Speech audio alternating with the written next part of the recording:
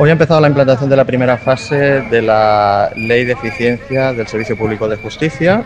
Afecta esta primera fase a 33 partidos judiciales y se ampliará en una segunda y tercera fase hasta el 31 de diciembre a toda Cataluña y a todo el Estado.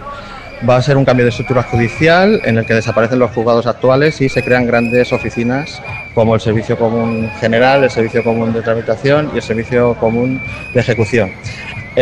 No ha habido ninguna negociación real sobre las funciones de los funcionarios y funcionarias, no hay ninguna inversión económica, la inversión económica es nula, la creación de grandes oficinas solo va a servir para aumentar las cargas de trabajo y para evitar dotar al personal que esté de baja, con lo cual las cargas de trabajo van a aumentar y el personal que haya va a tener que hacerse cargo de toda la faena.